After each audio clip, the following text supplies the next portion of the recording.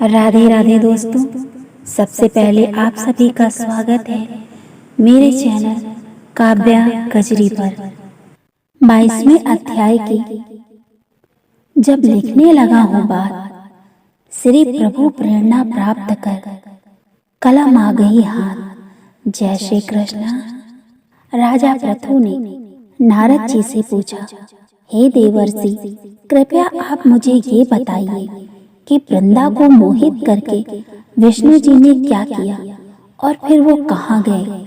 जब देवता स्तुति कर मौन हो गए, तब शंकर जी ने सब देवताओं से कहा, हे ब्रह्मादिक देवताओं, जलंधर तो मेरा ही अंश था, उसे मैंने तुम्हारे लिए ही मारा है।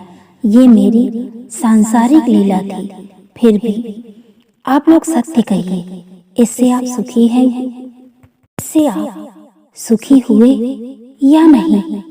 तब ब्रह्मादिक देवताओं के नेत्र हर्ष से खिल गए और उन्होंने शिव जी को प्रणाम कर विष्णु जी का यह सब वृतांत कह सुनाया, जो उन्होंने बड़े प्रयत्न से वृंदा को मोहित किया था तथा वह अग्नि में प्रवेश कर परम गति को प्राप्त हुई थी। देवताओं ने ये भी कहा, तभी से वृंदा की सुंदरता पर मोहित हुए विष्णु उनकी चिता की राख लपेटकर इधर उधर घूमते रहे। अतएव आप उन्हें समझाइए, क्योंकि ये सारा चराचर आपके अधीन है। देवताओं से ये सारा वृतांत सुनकर शंकर जी ने उन्हें अपनी माया समझाई और कहा कि उसी से मोहित विष्णु भी काम के वश में हो गए हैं। परंतु महादेवी उमा, त्रिदेवों की जननी, सबसे परे, वह मूल प्रकृति, परम मनोहर और वही गिरजा भी कहलाती है।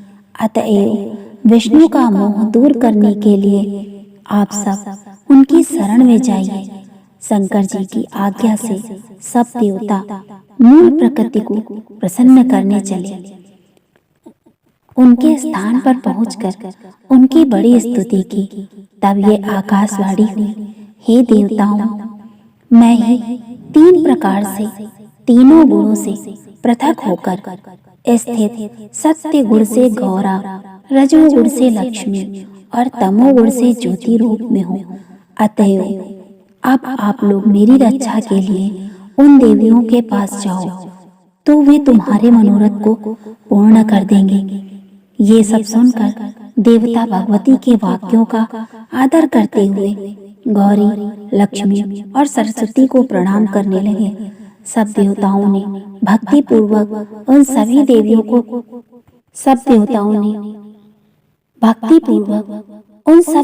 की प्रार्थना की। उस स्तुति से तीनों देवियां प्रकट हो गईं। सभी देवताओं ने खुश होकर निवेदन किया। तब उन देवियों ने कुछ बीज देकर कहा, इसे ले जाकर बो दो, तो वो तुम्हारे सब कार्य सिद्ध हो जाएंगे। ब्रह्मादिक देवता उन बीजों को लेकर विष्णु जी के पास गए। वृंदा की चिता भूमि में डाल दिया। उससे धात्री, मालती और तुलसी प्रकट हुई। विधात्री के बीच से धात्री, तुलसी के बीच से मालती और गौरी के बीच से तुलसी प्रकट हुई। विष्णु जी ने ज्यों ही उन स्त्री रूप वाली वनस्पतियों को देखा, तो वो उठ बैठे। कामासक्त चित्त से मोहित होकर उनसे याचना करने लगे। धात्री और तुलसी ने उनसे प्रीत की। विष्णु जी सारा दुख भूलकर देवताओं से नमस्कृत होकर अपने लोक वैकुंठ में चले गए। वहां पहले की तरह सुखी होकर शंकर जी का स्मरण करने लगे। ये आख्यात शिव जी की भक्ति देने वाला है। ये तो थी 22वें अध्याय की कथा।